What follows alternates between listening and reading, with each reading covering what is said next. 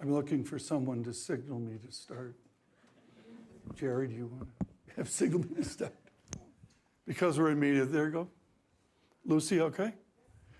And we welcome all of you to a hugely anticipated panel. I can't say enough about that. In my years of doing this, there have literally only been 4 or 5 panels. As interesting as this and the incredible success of the World Economic Forum. And thank you, Jan, for putting together this intelligent and eclectic and varied group. I'm not going to go through lengthy introductions. I lobbied for a 3-hour summit. It's not a TED Talk, is it? We go a little bit longer than that. But this is a stellar crew, and I urge you to read what they do. Jim, you just came back from the North Pole, something like that. Geeta's been very visible with her responsibilities with the International Monetary Fund. Mazzucato is a versatile machine. She brought along her book, and what's great about this Mission Economy, Matt Damon has just signed for the movie 2024. But seriously, I'll mention some things along the way to advance your understanding of growth, which I think it's important to leave the panel today with a desire to understand this mystery. Very quickly, a guy named Solow at MIT a few years ago invented the modern lexicon. Somebody called Stan Fisher the North Star of economics. Olivier Blanchard did that the other day. But there's a guy named Chad Jones. I can't remember if he's at Berkeley or Stanford. He goes back and forth every 10 years, who maybe owns my high ground on growth. And what you learn is this is a borderline religious experience. The math gets you so far. And then there's a huge mystery with it, which in the corporate world, Jim Schnabel's working on. Mariana Mazzucato's hitting us over the head with our economic history and the challenges to modern capitalism. And Geeta Gopinath has brought an exceptional acuity to her service at the International Monetary Fund. Dr. Gopinath, let me start with you on growth. We are in a set of crises, including a war. It has been hugely challenging, including your spring meetings. Can you give us not a single point update on growth, but is the vector right now moving into 2022 on growth? Is the vector up or is it diminishing? Tom, firstly, it's a real pleasure to join all of you here on this panel. The war in Ukraine has been a major setback to the global recovery. We had a serious downgrade to global growth in April, and the world continues to face headwinds because we have a cost of living crisis as prices of commodities, including fuel, food, are going up around the world.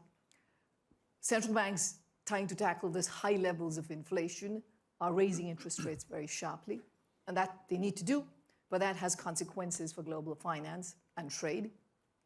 China is also slowing because of the new waves of infections that are hitting their population and the lockdowns that go along with it, the weaknesses in the real estate sector.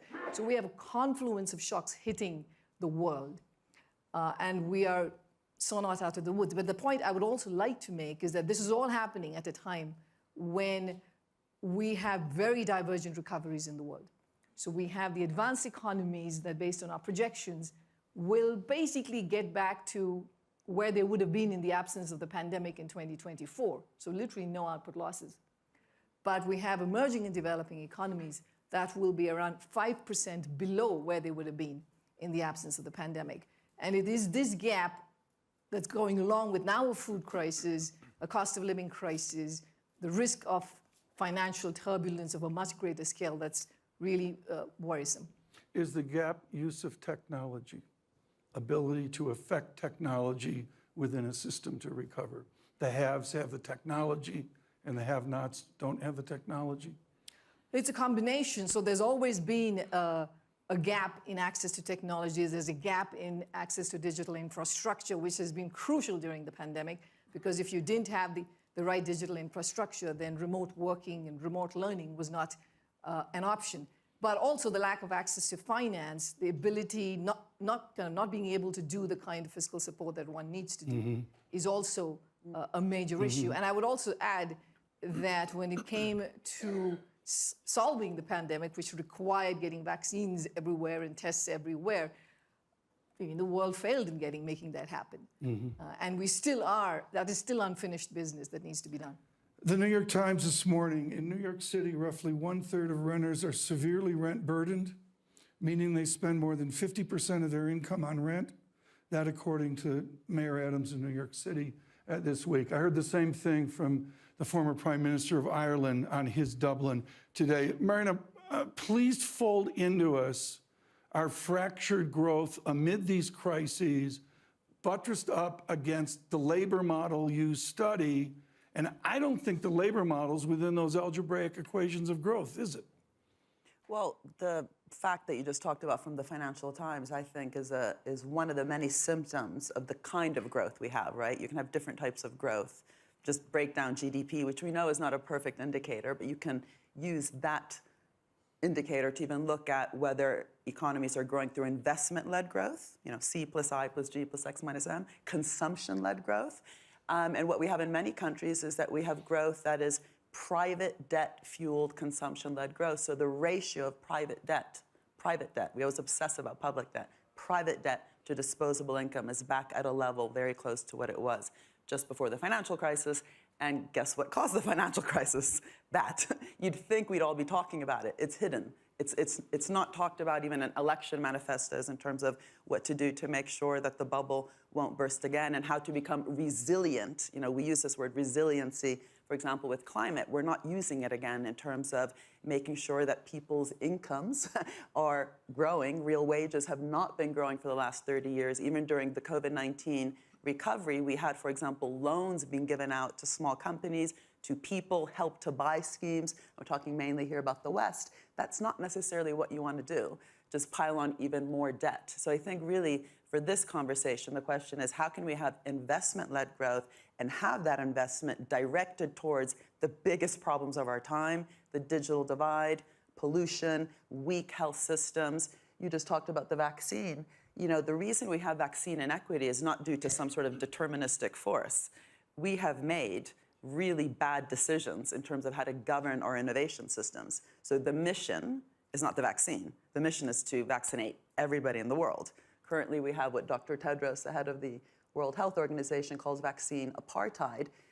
It doesn't have to be that way. Why do we continue to allow patents, intellectual property rights, to be used as basically value extraction tools? Patents should be narrow, they should be weak, and they should be more downstream than they currently are. And we've allowed the patent system to basically allow, the value that is coming out of what is really a collective investment effort to be siphoned off by a few companies. Which institutions do you look to provide a cohesive response to assist in all these social needs? As Dr. Bremer would say, it's every nation for itself. Which institution do you look for to begin to lead us towards a more productive innovation? Well, we definitely need multilateral institutions, but as you know, because we've done a lot of interviews, never live though, this is wonderful to actually see each other live, is I think we need the state and states to really rethink their role. They shouldn't be there as just fixing different types of market failures, because then they will always be kind of too little too late. Actually actively co-creating and co-shaping our economy requires a very different type of tool. So in terms of innovation, for example, everything in our iPhone that makes it smart and not stupid was actually state-funded, the internet, GPS, touchscreen, Siri, but then we didn't manage to govern that system to make sure it actually, is really benefiting people. So today, as Shoshana Zuboff says, you think you're searching Google for free, well, Google's searching you for free. That shouldn't be seen as an ex post thought through regulation. Right. We can think about those things ex ante in terms of how we govern co-investment through conditionalities and that kind of shaping towards a direction. Jim Stabe, the Paris Accord is maybe a primal scream of corporations to say we're going to do it, or we're going to do it micro because macro institutions won't work. You have, within the corporate architecture of SAP, onto Siemens and Maersk as well, you've tried to find solutions for this through incentives to get it jump-started. What do we need to do now to jump-start a new growth? Well, I do believe that while now this Davos and the time we live in is time of uncertainty, the goal of the decade is still the same. We need to decarbonize all of the value chains in which we operate. And so in that sense, while in the short run we have uncertainty, if we keep that goal in focus, we don't need to be that uncertain. Now, what does it take to get there? First of all, I agree that policymakers actually create frameworks for business to operate. And the most, let's say, sharp knife in the arsenal of policymakers when it comes to decarbonization is to put a global price on CO2. And with that, you incentivize the right behavior of any business. But the good news is that we are actually at a point in history where the technologies necessary to decarbonize all of these value chains, and I argue all of them, and I've tried a very difficult one of them, we can talk about that later. Those technologies are there, and they are getting to a price point where it is becoming good business to decarbonize. So my answer to the growth opportunity is that we need to dramatically accelerate the investments in decarbonizing all of the critical infrastructures. This is the energy systems, these are the food systems, the transportation systems, the healthcare systems. We can make them more affordable and we can decarbonize them. And that, in my mind, is the biggest growth opportunity. And I'm convinced that those companies who take the lead in driving that through innovation, reskilling their workforce, and engaging in global cooperation, those will be the winners when we come out of this phase. Then how to adapt to crisis? I looked at Newcastle Coal the other day, Northern Australia. It's not even a standard deviation study. It's a moonshot of price of coal, straight up, amid the crises we're in right now, where it is every nation for itself. Within these crises, how do we come out of it where price can assist us to a better growth? Well, a higher price on coal and oil is a good incentive to rethink the supply chain. Not if you provide the coal or you provide the oil, but if you consume it. And so it suddenly becomes a very good business case to actually think about Do you think we'll have a seismic change here where finally corporations will be incentivized? I think that we're already at a stage where major corporations invest in this because they can see that it will make them more competitive. We have this wrong assumption and mindset that decarbonization is something philanthropic, you like green or you don't like green. This is the best business opportunity we ever had. My example is from Maersk. Maersk is the largest container shipping company in the world. In 2018, we decided to decarbonize shipping, zero carbon shipping. We had no idea how to do it at the time. Only 3 years later, we now know exactly how to do it. We ordered the first 12 vessels, and we are going to use Power-to-X, which is the conversion of green electricity to green fuels. And my prediction is that the demand for green fuel is going to be dramatically higher than the supply over the next 10 to 15 years as companies go down this path. And that sounds, in my business ears, like a great business opportunity. If demand is higher than supply, normally there's a great opportunity for anyone. Well, this is really important, Geeta, in that these are rich people's problems. And the answer is you have a charge with the managing director to look at everyone else. How do we transport these incentives, a marginal investment, to the nations that don't have the advantages of Maersk or any other company? No, firstly, I would say that we're at a point where all countries in the world, regardless of their level of income at this point, recognize the importance of addressing climate change. Now, in some parts of the world, like in Africa, in sub-Saharan Africa, it's about climate adaptation rather than climate mitigation. But, in all of the parts of the world, including India, where they still have a big growth story ahead of them, they very much recognize the importance of tackling climate change. But what I would also say that in addition to climate, they have many other investments that they need to make. They need to make investments in health, in education. I mean, I just want to point out that the pandemic has been terrible for learning. We've had 2 years, 2020 and 2021, but 1.6 billion children have lost school time. And this is the cohort that will make up about 40% of the labor force, past the middle of the century. So there's no, we can do all the investments we want in our physical infrastructure, but we don't have the human capital and the skills to work with it. We won't get the growth that we need. So I think that's another area where big investments are needed. Deglobalization is the theme here. It does seems like everyone's apart or falling apart as well. How does an institution like the IMF incentivize people to begin to solve these problems, but do it within a framework that isn't deglobalization? So firstly, I think it's important to recognize that every country in the world has benefited from the integration that we have seen. Now, yes, there are segments of and communities within countries that have been negatively impacted by the kind of integration that we have seen. But when you look at the country as a whole, in terms of the cost of living, in terms of those who work in export sectors making much higher wages than those that work in mostly domestically oriented sectors, it has been a plus for the world as a whole. We were able to bring more than 1 billion people out of extreme poverty over the last 3 decades. So there have been many positives that have come with global integration. Now, yes, it's not perfect. We need to have a lot more that fixes, a lot more to fix the system. We need to clearly build resilience in our supply chains, security that we need in terms of our sources of supply, but and also with the domestic policies at home in terms of how we help the people who are left behind. So there's a lot that needs to be done. But I just make a couple of points, which is what people don't realize is that while, yes, there's been a lot of integration, around 85% of inputs that companies buy are brought from other domestic companies. So if you do want to build resilience to the kinds of shocks we're seeing around the world, you need greater diversification. And so that greater diversification actually comes with more global trade, not less. And this is very important. Mariana, you've been taking notes down there. I know you're ready to go here. I'm not going to mince words. I've thrown one book over the years at my children, older now, and said, shut up and read this. And this was the wonderful work by Fareed Zakaria. If they were young cherubs today, I would throw at them a book called The Value of Everything.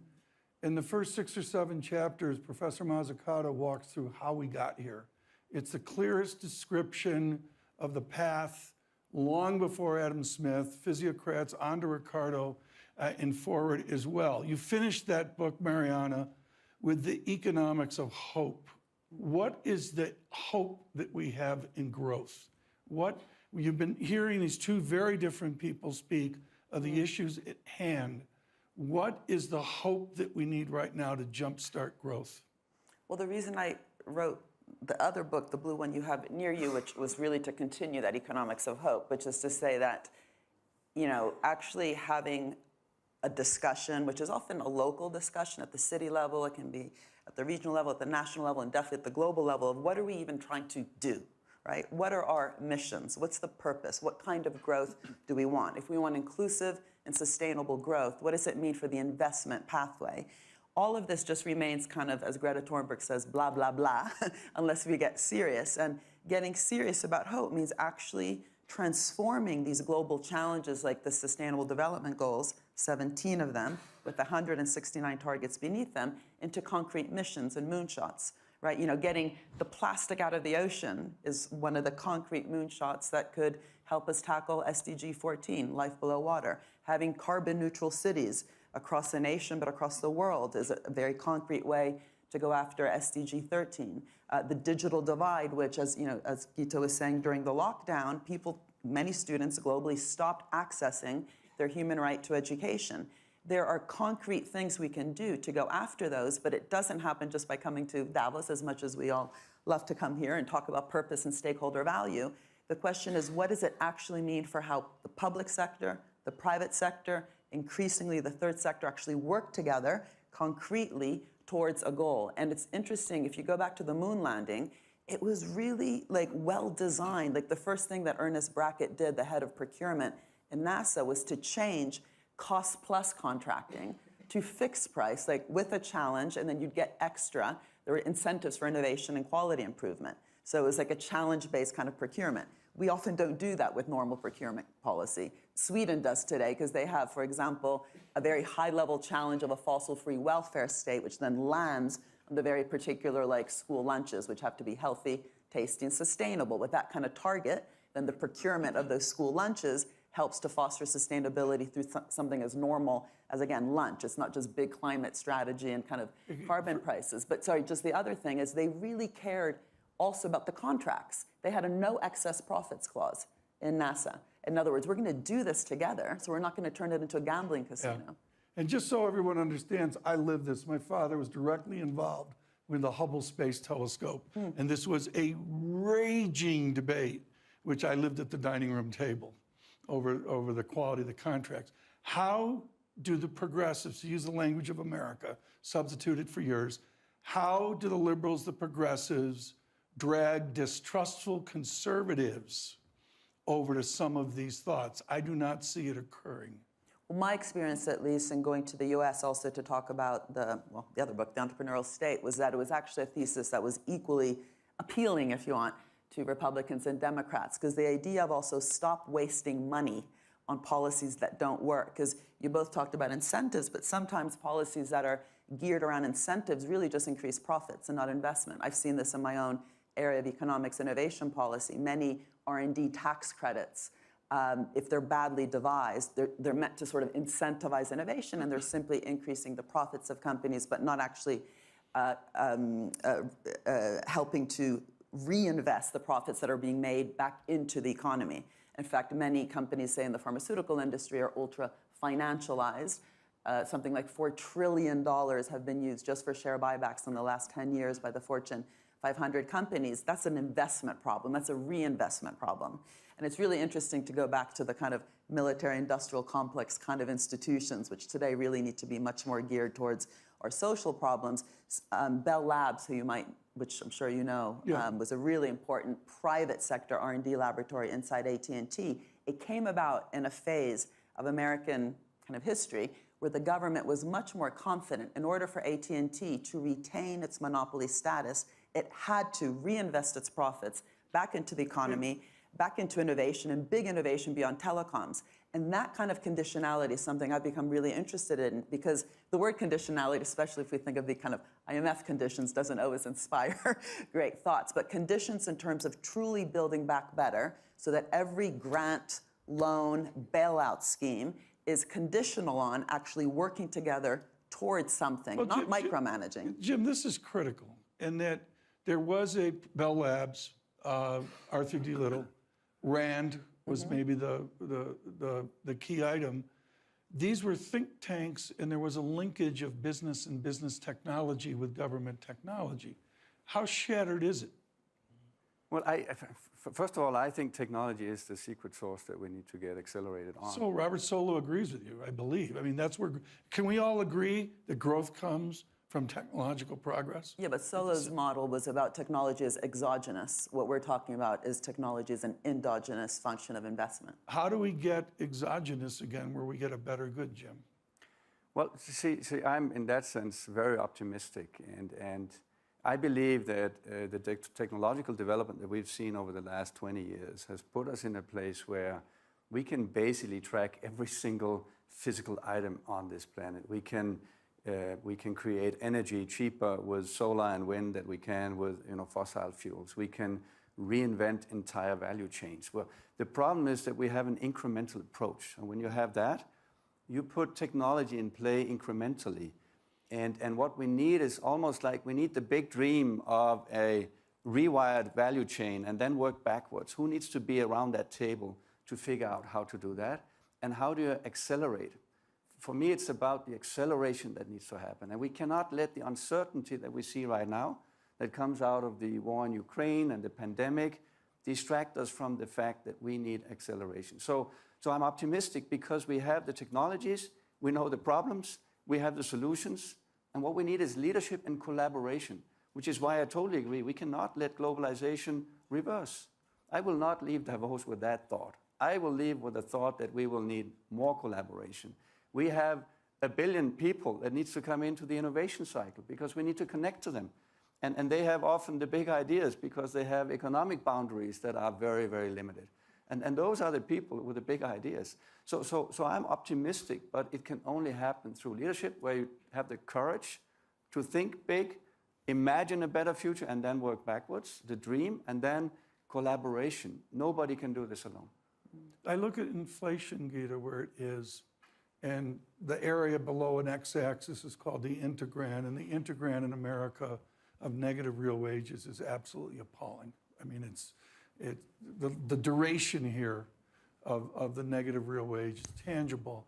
I want to borrow from Mazzucato and bring it over to the prism you have at the IMF with this dangerous word exploitation. Within this uncertainty, are the poor being exploited as the rich just try to survive through these selective crises?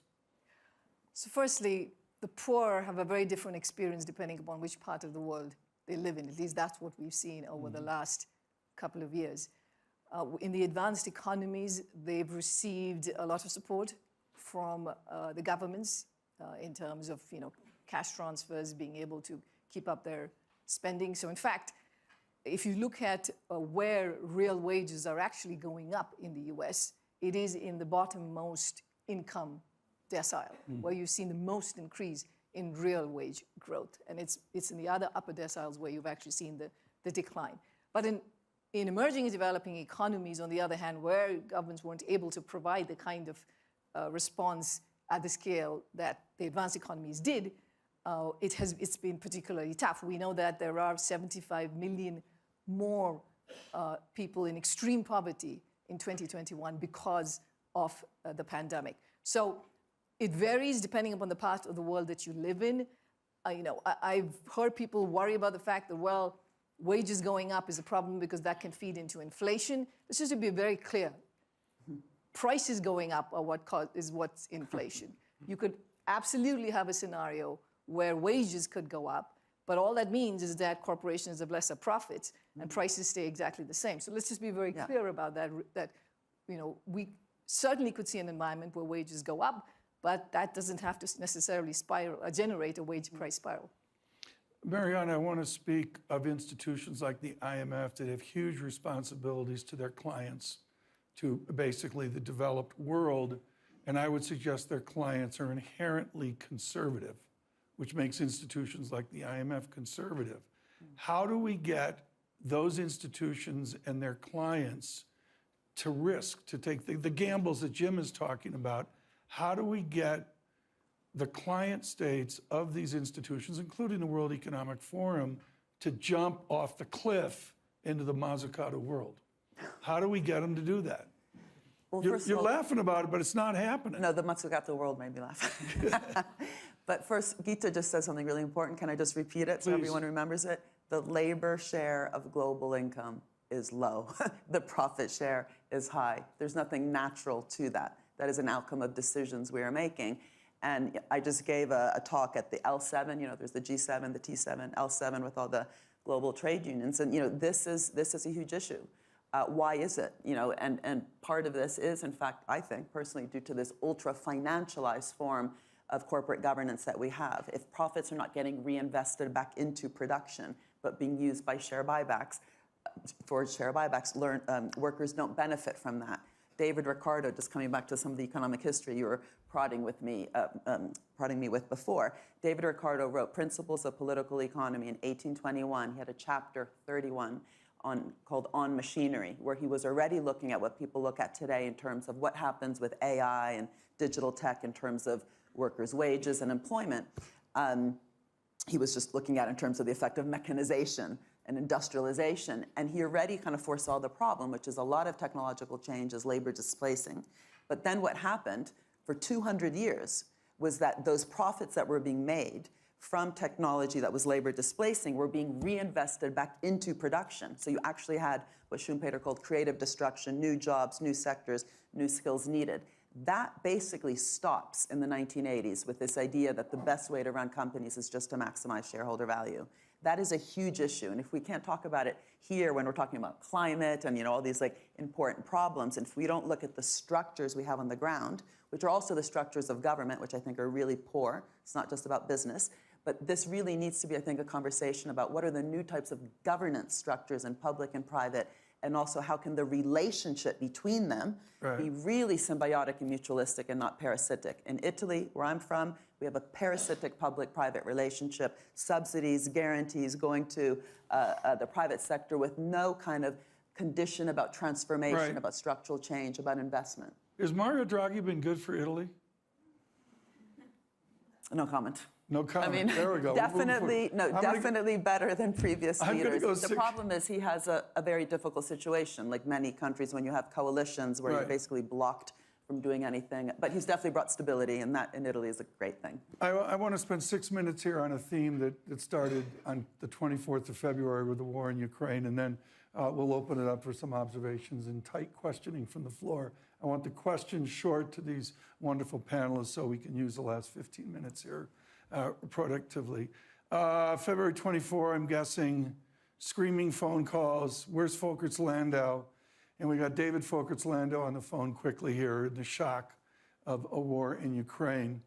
And someone who's done so much on capital flows and thinking about how countries respond, Folkets Landau was adamant there would be a massive fiscal spending off of the war in Ukraine and the shifts that we're seeing right now. I want to talk about a concept away from capital deepening, which is almost fiscal deepening. And Gita, your wonderful 3 books at your spring meetings, The Outlook and such, and the fiscal book, talk of this. What kind of fiscal spending do we need, or are we going to see to give us the growth, the sustainable growth we need? Is there going to be a new fiscal spending after this war? I mean, the recipe for growth hasn't changed. You mentioned technology, and yes, technology is a big part of it, but the other very important ingredients include human capital, just having a productive workforce, which requires having a healthy workforce too. So all of those pieces haven't changed. There's no mystery to it. I think the challenge that countries face around the world now is, after having dealt with 2 years of the pandemic, countries have record high levels of debt. They don't really have the fiscal space to the kinds of investments that are still needed, and they're getting hammered by more shocks. So how do you deal with this as, for instance, let me think about the parts of the world where it's a bigger constraint, which is developing countries. Firstly, these countries do need to increase their own fiscal capacity. There's no doubt that they just aren't able to collect enough revenue in a progressive manner. That's not something that they can function with. They will need to increase their tax base. They will need better collection of tax revenues. And also they will need to improve how they spend, so that they prioritize spending in the kinds of sectors we just talked about. The second thing that is very important is that we have countries who have debt at high levels of debt distress. In fact, several of them need their debt to be restructured. And we have a hole in the international financial architecture, which is we don't have a good debt resolution mechanism. The common framework, which the G20 came up with, is one such proposal that is supposed to close that gap in the international financial architecture. It is promising, but it has yet to deliver. So I think it is very important to be able to address that piece. And lastly, the wonderful international corporate tax agreement that was signed together by more than 130 countries needs to be implemented, because that's the kind of revenue that you can get that will also help with the investments. How do you respond to the president's recent trip? And I don't need you to comment specifically on United States politics, that's inappropriate, but TPP went down in flames. There's been a couple other acronyms that have been discovered, and now it's Indo-Pacific. When you see this phrase in the media, Indo-Pacific, how do you respond to that in the real world? So the Indo-Pacific Economic Framework, has the positive that there is engagement between the US and the Asia-Pacific region, including India. While there is still not much there in terms of the trade piece, and that point is to build on it, but I think, given the times we live in, where there is so much talk of fragmentation and so on, I think when I hear of countries coming together and working, even if it's, there's a lot more that needs to be done, I think it offers hope. Jim, I want to talk to you about Europe. You've lived this big time. How many employees in total have been under you in Europe between Siemens and Maersk? So Siemens has 300,000 people worldwide. Yeah. Maersk has 100,000 people worldwide. And both companies reacted, I think, very responsive and responsible to the situation. Within your optimism, can you be optimistic about Europe with the new fiscal spending that will be required, including on defense? Well, we did already have recovery funds coming out of the COVID situation, which were earmarked digital and green, which is a good thing. This is building the future, not trying to build the past. What I see from a corporate side and the Russian situation is that many companies reacted by pulling out of Russia, even some beyond the sanctions. And that is possible because most companies have roughly 1% of their revenue in Russia. So it's not a disaster. You can react to that, you can deal with that, and they are. Now, if you take that further and say, well, what if this was China? A completely different situation, completely different dependency. Now, that indicates to me that global companies, have an important role to play in enforcing peace. Because if the economic consequence of sanctions, because you begin to have wars or trade wars, are too big, it may actually hold back the idea of even starting such a war. So I think in many ways the situation in Russia and Ukraine, for me, is a wake-up call to everyone. And hopefully it's a wake-up call to collaborate more. That's why I enjoyed the fact that US went to Asia and discussed. And in India, I mean, we can never solve decarbonization without getting India on board on that, which is the largest population in the world. And we need to reinvent the food systems. I have two concerns with this thing. It's energy, which will give Europe a dramatic disadvantage over the next years because of the dependency on the Russian gas. And it's food systems, where we haven't seen the impact yet, but it is about to come, and it's going to be pretty bad. So on the inflation, for instance, for me, it's not the salary issue. It's three things. It's our supply chains. We can fix that. Fix the ports in the US, fix the COVID lockdowns in China, and we can get supply chains to work again. Multi-source instead of single source. It is the energy system, where a dramatic investment in renewable energy will bring down the cost of energy, not up. And then, of course, we have the food system, which is not so easy to solve. And there I see the biggest concern, actually, because this will hurt the poorest countries the most. That'll have us go another hour here, which they're not going to let us do. Mariana, I look at this discussion, and the backdrop to me is, to borrow a phrase, the rise of autocracy. And there can be, I'm going to leave the countries' names out of it, but there's any given number of countries where we're seeing a democratic outcome that is less than friendly. Can we get to a better growth, a new growth that you describe with the rise of autocracy that we see now?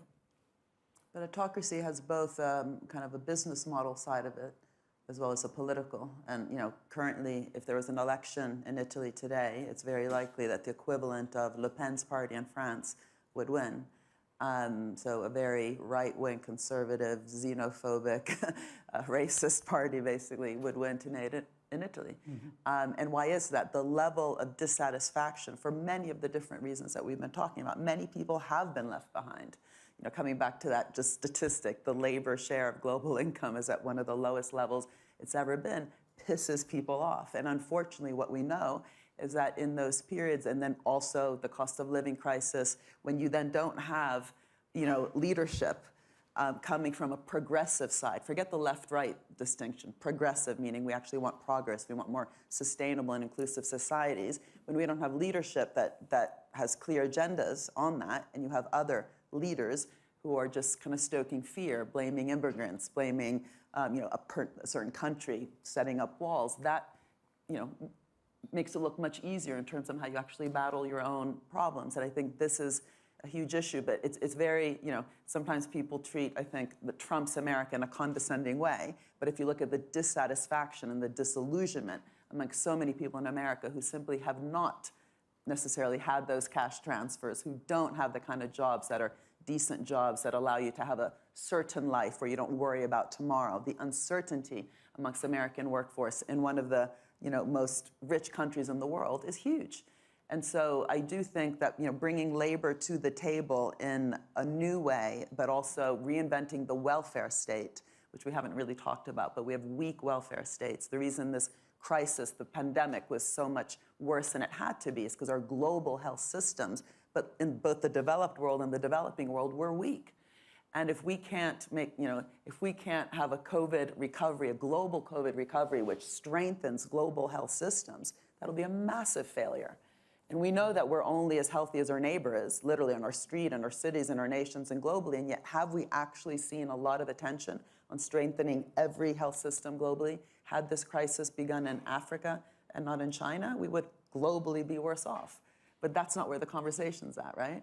So I do think there's a huge opportunity for change, but we need to be kind of pointing our fingers in the microscopes in the right places. Lucy, around 5 minutes, right? Right. Let me have a question from the floor. Let's try to get 2 questions in here. Anyone? Questions? So right there.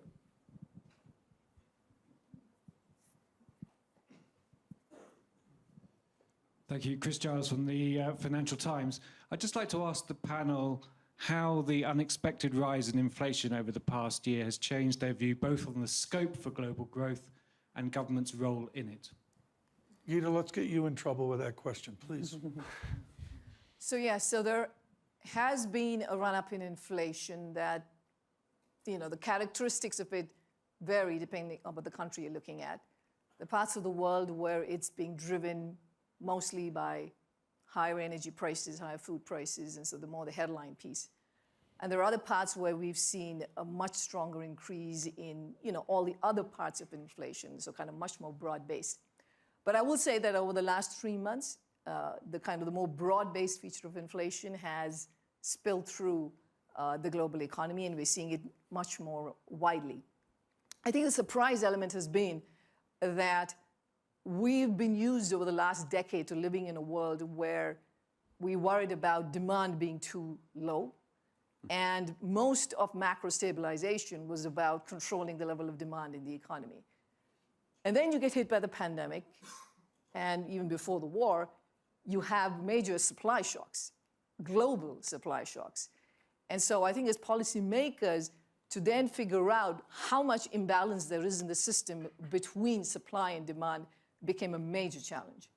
Not just in terms of goods supply, but including labor market supply, because people were staying out of the labor market. So I do think that the lesson that we have learned from these last a couple of years, and which is important going forward, especially if, what we worry about, which is that we could have many more supply shocks, especially coming from climate change, but also from further viruses and so on, is that policymakers have to now realize that it's not just the demand piece, but the supply part that's moving also dynamically. And now they are in a situation where they find themselves having to move very rapidly to deal with a persistent set of shocks. Chris, thank you for that question. Marianne, I'm going to go to you because Gita's not going to answer it. And it's real simple. Are we going to a new inflation regime a la Adam Posen at Peterson, a little bit Olivier Blanchard, where the new 2% guide is 3% or even higher? Do we need inflation to solve some of these growth problems? Well, one thing that Gita said before, which is really important, is the source of this inflation is not higher wages, right? So just increasing interest rates, hoping that people then spend less, is kind of mad in terms of actually what's happening to their own, cost of living. And in that case, then they've just had an increase in their mortgage, right? So the question is, who pays for these higher prices? Who pays for the inflationary, effect? And you see very different strategies being implemented right now in terms of, Right. taxes on windfall profits of energy companies. So, this is a distributional question. Anytime you have inflation, it affects distribution. And that, again, is not a deterministic, there's no economic law, that decides what happens. It does come back down to decisions that need to be made based on, again, taxes, interest rates, specific industries that are benefiting massively from this particular price hike, what to do about it. You see very different reactions globally. I hate these short seminars. I could go for another 2 hours. Jim, you get the last observation here. To get to the better outcome, do we need a bigger inflation? Is 3% run rate inflation better for us than 2% run rate inflation? So I think inflation, 0% is bad because when money is cheap, you invest it in stupid things. I'm not so concerned about a very high inflation scenario, because some of the reasons for the inflation, like the supply chain issues we have, this is about, container vessels waiting in front of ports that take out capacity from transportation. And if we just fix those bottlenecks, we get the flows again, and the prices go down dramatically. So I'm actually optimistic, and I think we need a solid, a healthy inflation rate around the 2%, and then we need to dramatically shift our investments. It's not like we need more investments, but we need to shift our investments from the fossil world to the decarbonized world. The opportunity is big. I'm a concerned optimist, concerned because right now we talk more about the issues than the solutions, but optimistic because we have the technologies and we could now inspire for the collaboration necessary. It's a leadership moment. Thank you. Dr. Gopinath insists we're going longer. It's her fault. One final observation. I am sorry, but while I like to agree with a lot of what Mariana said, on the point of what policy needs to be done, just to be clear, I do believe there is an important demand component to inflation, and monetary policy does need to react to it. Yeah, but not in a knee-jerk kind of way, right? I mean, mild inflation has always been a result of growth. We had disinflation for 200 years before World War II, kind of Keynesian economics came in. So it's the question of what's the kind of right level. Are we going back to classical economics? Is that what this is really about, is we're leaping? No, but the source of the Pre-Javonian? inflation, I mean, the source of the inflation matters to the kind of policy design that you have, and just this fear of inflation and just immediately in a knee-jerk kind of way increasing interest rates. That's what I So within this conversation, you want to give us a new outlook to 3 decimal points? No? Thank you so much for attending today.